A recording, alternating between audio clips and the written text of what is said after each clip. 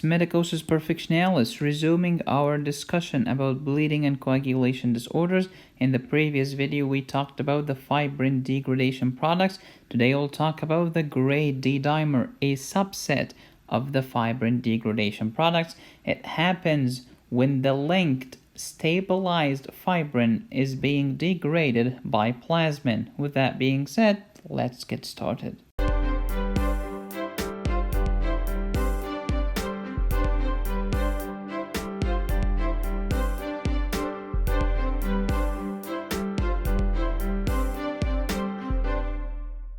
Hemostasis has many steps. We are still stuck in number 4.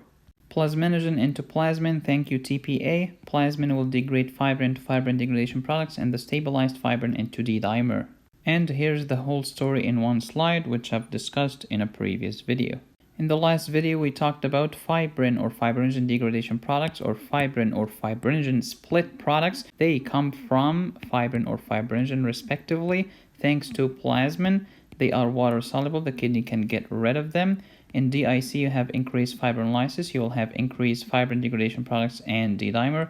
In diseases such as primary hyperfibrinolysis, you have increased fibrinolysis and we will have increased fibrin degradation products and D-dimer. By the way, D-dimer is a subset of fibrin degradation products.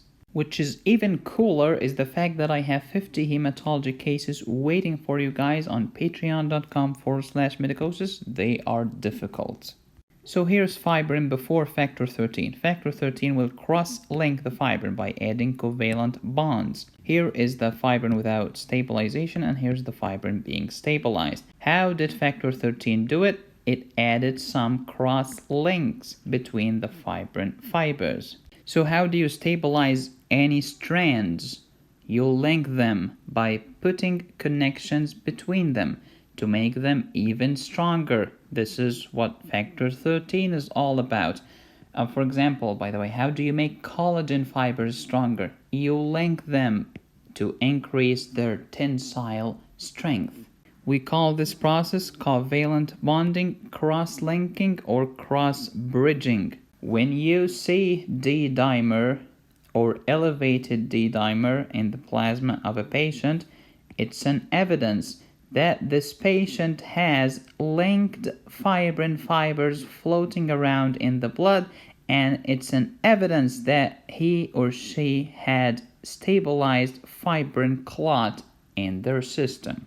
Fibrin by plasmin, fibrin degradation products. The stabilized fibrin by plasmin, the D-dimer. By the way, di means two, because here are two strands or two fibrin fibers connected together by a cross bridge.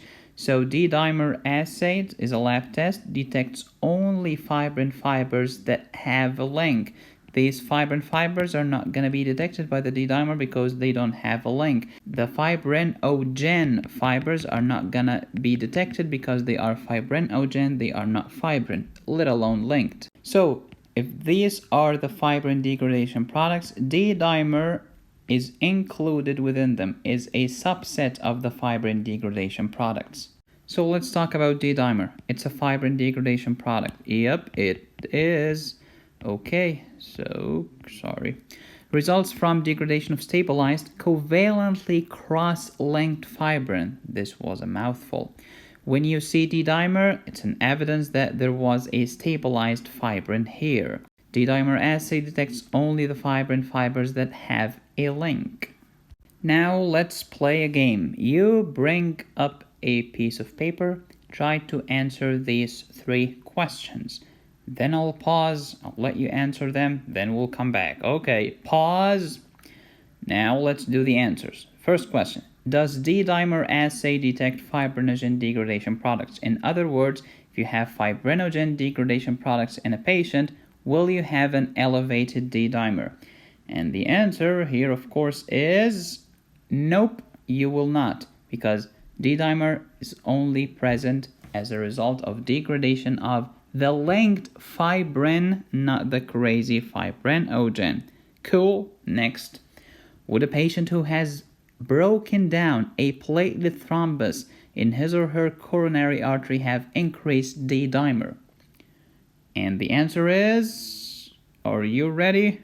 I said, are you ready? You have a technical problem here? Sorry, and the answer is yes. I thought this is a platelet thrombus that doesn't contain fibrin. Hey, when you hear the word thrombus, it means we had some platelets. And these platelets are linked together by fibrin fibers. And then they will get stabilized by factor 13. And then after being stabilized by factor 13, now you have an issue. You have a coronary thrombus which can kill you. Will you expect increased D-dimer? The answer is yes. Third question. Would a patient who has DIC show increased D-dimer? And the answer here is going to be...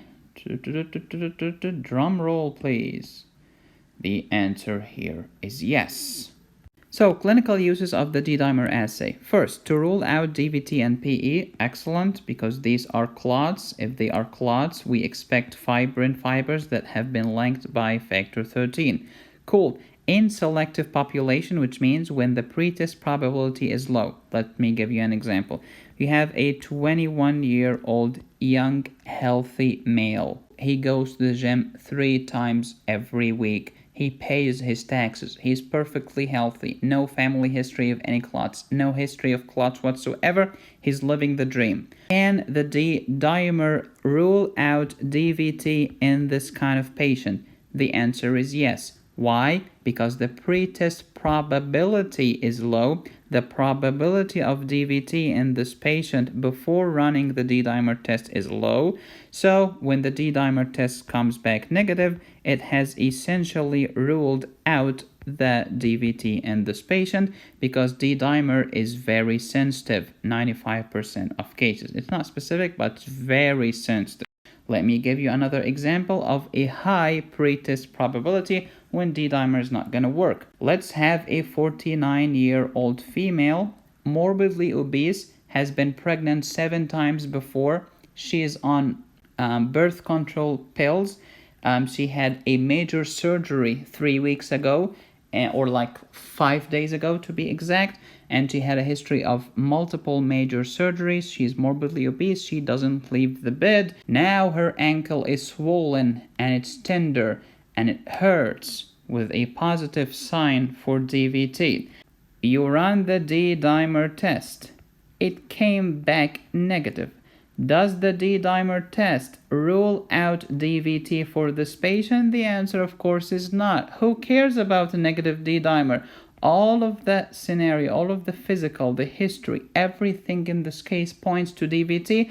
I'm not gonna believe D-dimer in this case. I'm gonna believe my eyes and the history. The pretest probability is high, so D-dimer is not gonna work. That's what it means. The most sensitive test to diagnose DIC is D-dimer. This was the question of last video. So, it has diagnostic value. Then, risk stratification value.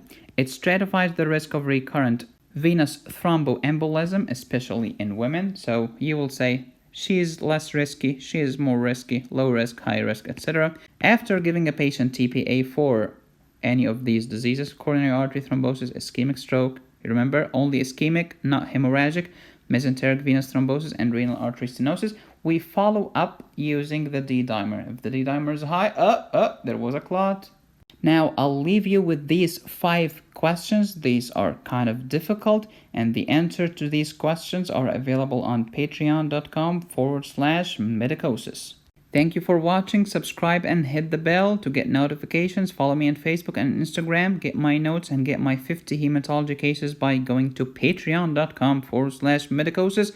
And I'll send you my bloody Dropbox links because we're talking about hematology here. Thank you for watching. Until next time, be safe, stay happy, and study hard. This is Medicosis Perfectionist, where medicine makes perfect sense.